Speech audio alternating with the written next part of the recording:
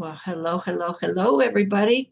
This is Reverend Karen speaking on your Fearlessly Feral Living podcast. I'm broadcasting to you from the Woogie Ranch in rural northern Nevada, where I'm a half an hour away from the nearest gas station and the nearest grocery store. And our mission is to provide a strong and unshakable inner foundation that works for successful long term living. Our purpose is to activate inner self awareness, and our vision is a world in which everyone lives wild and free. In other words, fearlessly feral. So, what have I been doing with myself? Well, I wrapped up my interim assignment with Center for Spiritual Living Bakersfield. I did that at the end of the month. I just remembered I forgot to put my phone on airplane mode. And sure enough, it'll probably ring while I'm recording this. Wrapped up at the end of July. It's now August 11th. And I've just been kind of taking it easy a little bit. But I have plans. I have plans. And I'm implementing those plans a little bit at a time. I am working on my third book.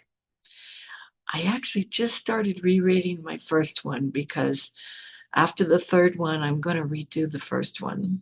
Yeah, I've decided to do that. But yeah, lots of rest and some weddings here and there. But right now, I'm in the midst of a series of 4 podcast episodes all about treatment. Now, if you're just tuning in, treatment is what we call affirmative prayer. It's our own special kind of prayer. And I'm enamored of this prayer. I just love this kind of prayer. I'm not much of a beseeching, oh God, please get me out of this one foxhole prayer kind of person. I'm just not that kind of person. But treatment, oh my God, I'm having so much fun with this series. And yeah, okay, my idea of fun might be a bit different than yours, but I can't think of anything more fun than to sink into one of the most powerful spiritual practices that we can use in this teaching.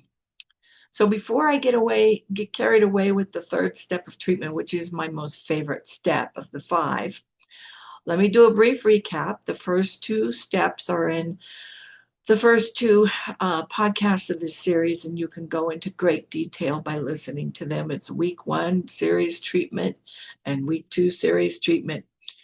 Again, the short version of the 5 steps. God is, I am, it's done, thanks, bye. Just a tiny little bit longer version. Recognition, that's God is. Unification, that's I am. Realization, it's done.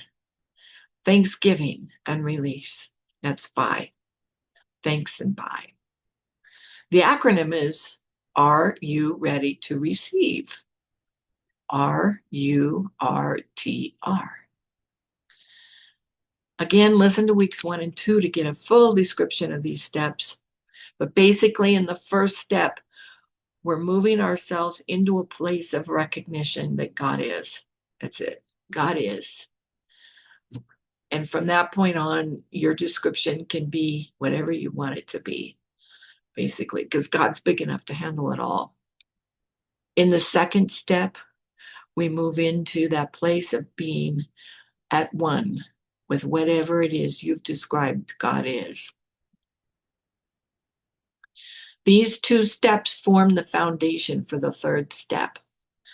And I'll speak about that in a little bit more. But first, I have a story for you. So the third step is where we speak our word. And remember in the Bible, in the very beginning, God spoke and stuff got created. Now, I want you to be thinking about this as I tell you this story. God spoke and stuff got created. Well, we've just declared that we're one with God. So if we are truly one with God, if we really believe that, then wouldn't it also be true that when we speak, stuff gets created? Just think about that for a little bit while I tell you this story. So I do a lot of weddings. And I have a photographer that comes with me and works for me sometimes at these weddings. His name is Pete. And the other day I went and did a couple of weddings, and one of them, Pete was there for the wedding, photographing it. So we did our thing and we went our separate ways. And Pete's a gearhead. What can I say? He's a gearhead. He shows up with 2 or 3 cameras hanging around his neck, lots of lighting equipment. I'm not going to get on my soapbox about the photographers who don't use lighting equipment for this episode. Maybe one of these other days. It just drives me crazy. Anyway, Pete shows up with lighting equipment. That's why I use him. We do our thing. We head our separate ways home. I get home. I'm just starting to put together stuff for dinner. And he calls and he says, and he's panicked. I mean, I've never seen this man so out of sorts. And I've been working with him for about 7 years now. He said he left a camera bag at the wedding site. And he was turning around to go back and see if it was still there. And he was very upset because he didn't think that camera bag would still be there. Now, he had 2 lenses in this bag. One of them was a Hasselblad lens. Now, if you're familiar with Hasselblad, you know it's very high end. He had a lens that is no longer made by Hasselblad in there. And the other lens he had was one he had never used before, is a Nikon fisheye lens, which is another really high-end lens. So these kinds of lenses are not replaceable easily. The Hasselblad is probably not going to be replaceable. The fisheye, yeah, replaceable, but it's going to cost some money. So Pete was beside himself. He was saying, oh, I know it's not going to be there. It's summertime and it's afternoon and I left it there and oh, it's going to be lost. And I reassured him and I said, Pete, I know you are going to get that bag back fully intact. And he said, what? And I said, you're going to get the bag back. Well, I could hear the doubt in his voice. I could also hear that he was thinking I was probably not being very supportive of his angst in leaving this bag behind. He's, we don't go real deep with our conversations. I know enough about him to know that he's Catholic and he's just a normal kind of a guy. He's a great guy. I love him because of his technical skill and his ability to work with people and his work ethic and his honesty and his loyalty. And that's enough. That's enough. But we don't talk about spiritual stuff very much. And that's okay. And when I said that he would successfully retrieve the bag, I knew he was doubting that. He was like, yeah, right, whatever, dude. So we ended our conversation and I moved into prayer. I just moved into prayer. And I was already in steps 1 and 2. I was already feeling pretty good, which I usually am after a wedding. And I just moved right into that 3rd step, that declaration step, that statement of intention, that knowingness, that feeling. And I stated my word. And I affirmed that that bag would be safe. And I felt it. And I affirmed that he would be reunited with that bag and that everything that was in it would be fully intact. And I visualized him being reunited with that bag. And I felt the feelings he would feel when that happened, the relief and the gratitude and the joy. I did all that. I felt it. Then I gave thanks and I released it. And I went about my business of finishing up preparing my dinner. He called me back about an hour after his first call. He had been reunited with his bag and all the stuff that was in it was intact. I was not surprised. He was. But that's how treatment works, folks. When we state our word with feeling, when we back the power of our word up with the steps of recognition and unification with that thing that is, and we get the power from that and we get the feeling and we state our word with that, we state our word, we speak, and stuff gets created. And that's the way the 3rd step works. Now, Do I sometimes doubt it? You betcha. That's what prayer partners are for. I had a prayer request for a person, my prayer partner, on Saturday. I couldn't know the truth for myself, but I knew that she was going to know it. So I have this wonderful quote by Ernest Holmes. Oh my goodness. I love Ernest Holmes. Sometimes he's just a little, I think he had a sense of humor. I really do. Here's his quote in the Science Mind textbook. He said, hence, it follows that if we believe it will not work, it really works by appearing to not work. When we believe that it cannot and will not, then according to the principle, it does not. But when it does not, it still does. Only it does according to our belief that it will not. I read that sentence and I just crack up every time I read it. Basically, what he's saying is done unto us as we believe. So if we believe it's not going to work, it's not going to work. And if we believe it's going to work, it's going to work. And that's how it works.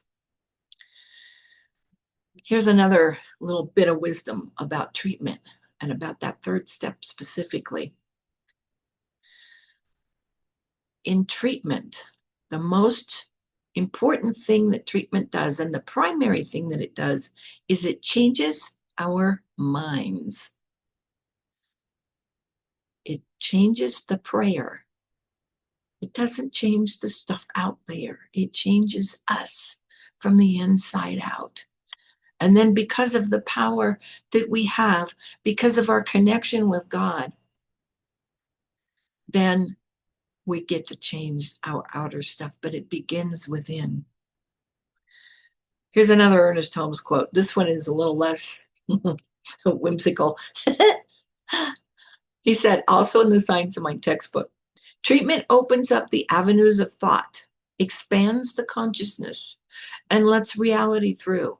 It clarifies the mentality, it removes the obstruction of thought, and it lets in the light. It removes doubt and fear in the realization of the presence of spirit, and is necessary while we are confronted by obstructions or obstacles. So, we treat to open up our avenues of thought. We treat to expand our own consciousness. I frequently ask for clarity in my treatments. I frequently ask for things like doubt and fear and low self-esteem and unworthiness to be replaced with conviction and love and honest humbleness and healthy confidence. Just this morning, I found myself treating for compassion instead of judgment, for love instead of fear, and for humbleness instead of arrogance. Because I've been dealing with this weird, totally out there situation in which all of my arrogance and my judgment and my holier than thou stuff has been coming up. And I'm like, how the hell did I get here? It doesn't feel good. So I treated. I treated for love and humbleness and love. What did I say? Love and love, compassion. I treated for compassion. I lost my notes. Compassion and love and humbleness. And guess what? Because I know this stuff works, I feel that now. And I've been relieved of all the ick that I was feeling earlier. I love it the way this works. So treatment changes the mind of the one doing the praying. But treatment can do other things too. And here's where I'm going to have a little bit of fun with you because I might be bumping up against some sacred cows. So Ernest Holmes wrote these statements way back in the early 1900s. He wrote them as I believe statements. They were basically statements of what he believed to be true about life and spirituality in this teaching. These statements have been since changed to the we believe statements. And there's something that is published every month in the Science of Mind magazine. And you can find them there. And you can find them all over the web. Do a search on the we believe statements of Science of Mind, and they'll come up for you. And I believe almost all of these statements. There's a couple I'm like, maybe not, maybe not. That's okay. We don't have to believe them all. But here's one that I do believe in. Here's the statement. We believe in control of conditions. Did you just put the brakes on? Did you just say, what the hell did she just say? What? We don't have control of conditions. I believe that we have control of conditions. Now, I've heard all the objections. I can hear your objections right now, sitting here at my desk in my office in the back 40, looking out my window at the beautiful high desert and the mountains in the background, and I can hear the objections. Some of you are saying, well, I've got major control issues. Well, I'm sorry you feel that way. But I'm here to tell you I don't believe in control of your conditions, just mine. Now, if those are control issues, so be it. You could be right.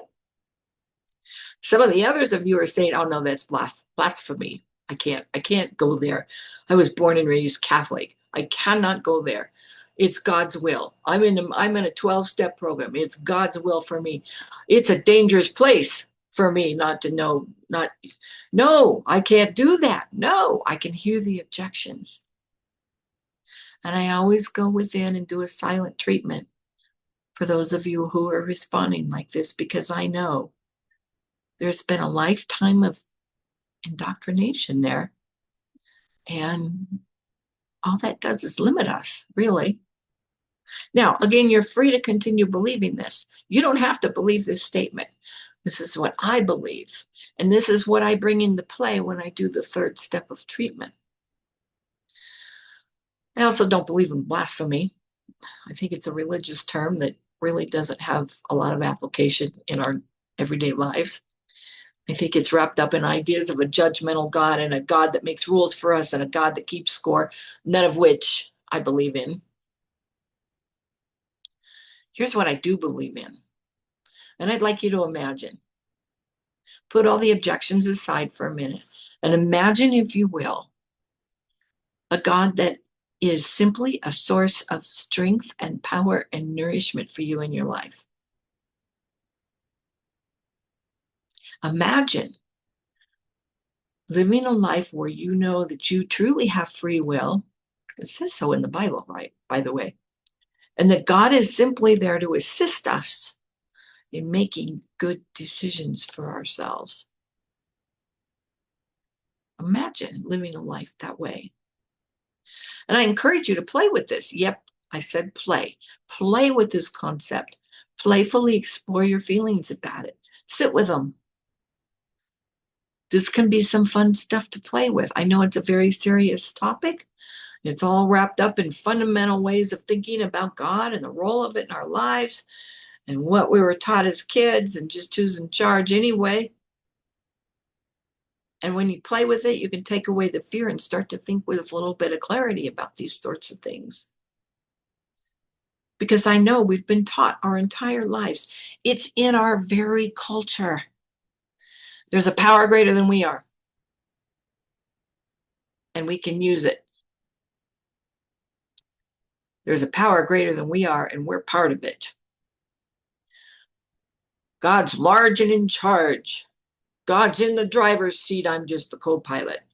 God laughs while I make plans. Everything good I have in my life is because of God, and everything bad I have in my life is all my fault. Oh my God, really? Seriously, guys? Really? Here's another one that makes me just go off the rails. God doesn't give us any more we can handle. That's me growling. God does not give us more than we can handle? Really?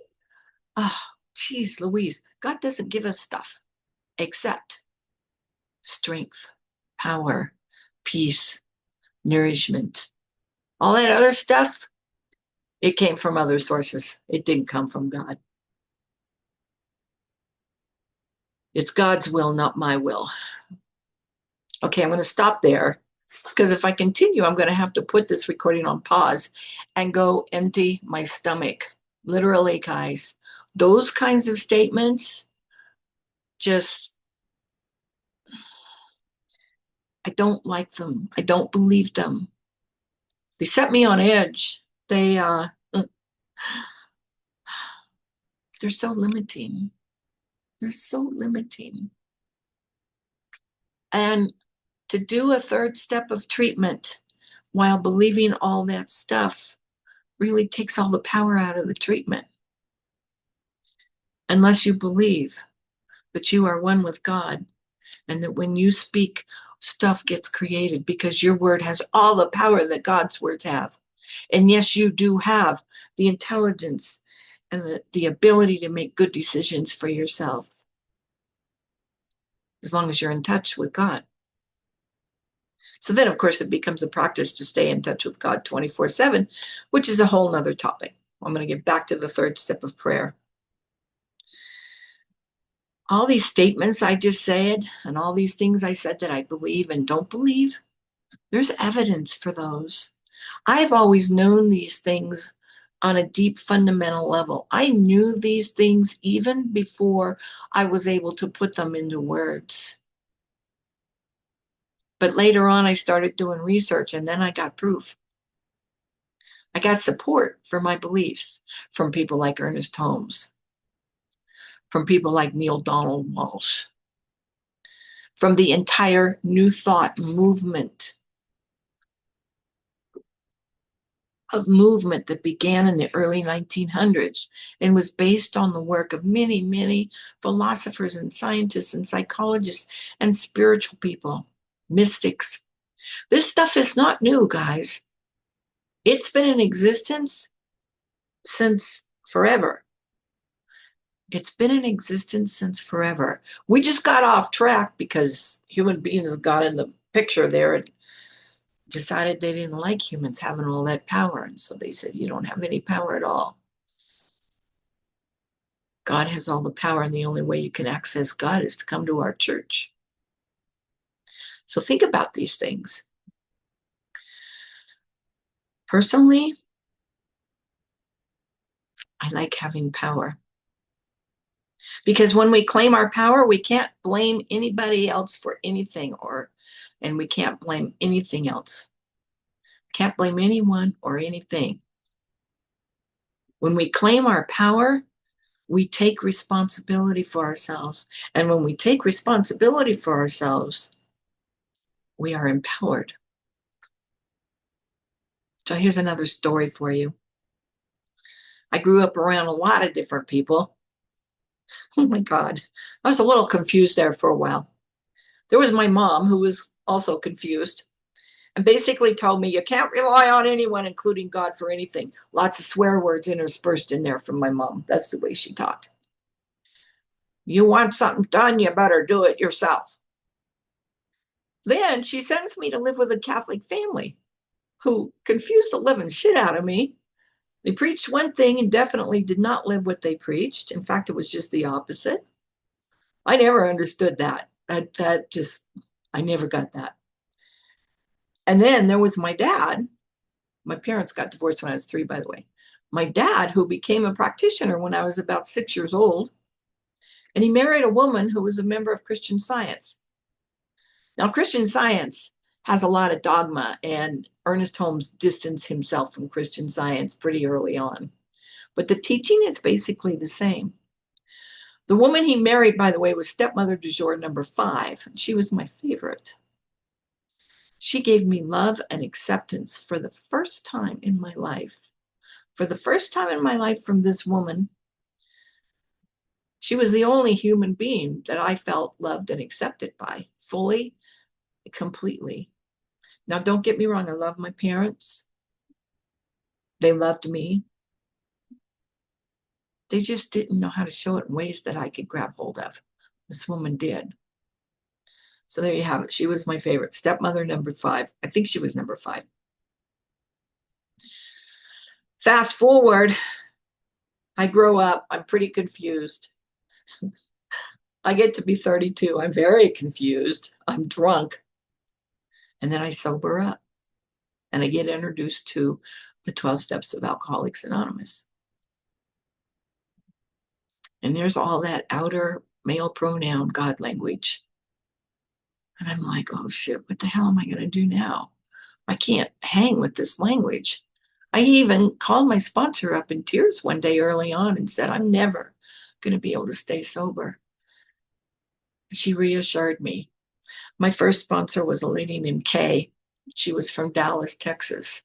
And she had this wonderful, soothing Southern accent. And she said, honey, tell me what you do every day. And I said, well, I go to a meeting every day and I work my steps every day, the way you've been telling me to work them. And I call you regularly and I'm in service at the meeting. She said, honey, don't you worry about that God stuff. You're going to be just fine. And I went, okay. I trusted her, which is another new thing for me, by the way. I trusted her.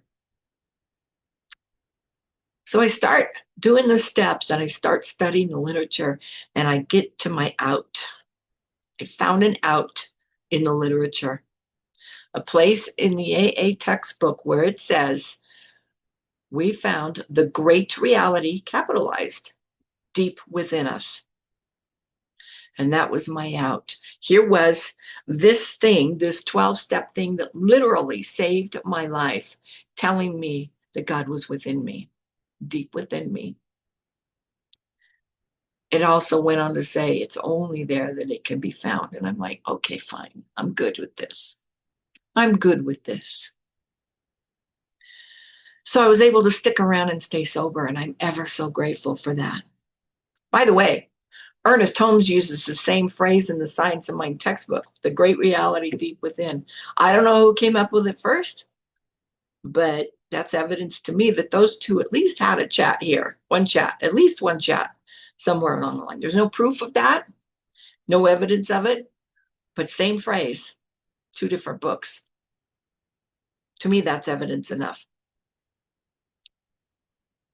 So I'm into sobriety about 10 years, and one of those life things happens, and I'm suffering, and I start studying. And I knew, because 11 steps says we seek through prayer and meditation to improve our conscious contact with God as we understood it. And I always replace him with it. And I knew I needed a closer connection with God of my understanding. And so I started studying, and I went back to home. I went back to Science of Mind. And yeah, that book one, Conversations with God, book one by Neale Donald Walsch, somehow found its way into my lap. This was before Kindle. The real physical book somehow found its way into my lap. And I moved away from giving away my power to claiming my power. I moved away from being a professional victim to being an empowered person. And my life changed radically from that point onward. And here I am today at 38 years sobriety telling you, when I speak, stuff gets created because I am one with God. That great reality is deep within me. We are one. There is no separation there.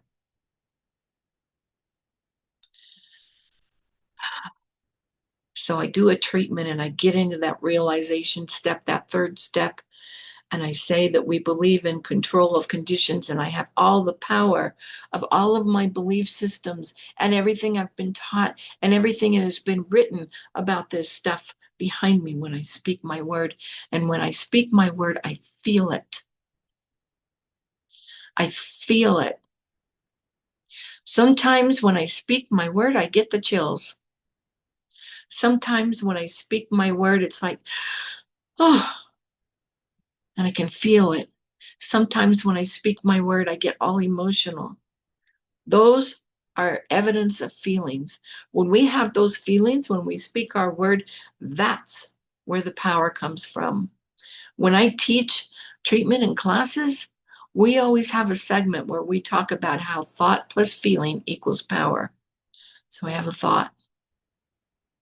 My word, when I speak, stuff gets created. I have a feeling. Yes, I can feel that power within me because I'm one with God. And I speak my word. Thought plus feeling equals power. So in this third step, This is not just some willy-nilly, just something light that we say by rote. I have a friend who's Catholic and he likes to say, Hail Mary, full of grace, 40 chickens had a race. And I'm like, what the hell does that mean? And I'm reminded of, they say all these prayers that can be quite beautiful and meaningful and profound, but they don't mean anything to them because they just repeat them. And if they can't remember the words, they come up with a rhyme. Hail Mary, full of grace, 40 chickens had a race. I don't know. Doesn't mean anything. We have to have the feelings in order to have the power. We are as we believe. Ernest Holmes didn't just say that. Jesus Christ said it. It is done unto you as you believe. So in the third step of treatment, if we're getting stuff we don't like, we got to change our beliefs. And that is what we're treating for in treatment. So of course, when you go into this third step of treatment, absolutely explore and play with your beliefs about God and God's will for you and your own sense of empowerment and all that other wonderful stuff. Check it all out. See what's up for you there. Have fun with it. Play with it. See what happens. I double dog dare you to begin incorporating treatment into your spiritual practice. Listen to the first 2 episodes of this podcast. Listen to this one. The last one is going to incorporate steps 4 and 5. Listen to them. Take notes. Just try it. See what happens. One last little technical tidbit about treatment. They're always done in the first person, and they're always done in the present tense. Now, if you're like me and you were drunk when they passed out the English rules in class, what that means is first person, I say this, I mean that, I do this. First person is I statements. Present tense, it's happening now. Not it's going to happen in the future. Not it happened in the past. It is happening right now. Present tense. So I'm going to close with the treatment here. And yeah, I'm going to treat for compassion and love. And being right-sized, which is what I mean by humbleness. And I'm going to go into that place where I'm there already, but I'm going to repeat it just for educational purposes. That I know that God is everywhere present. I recognize this God.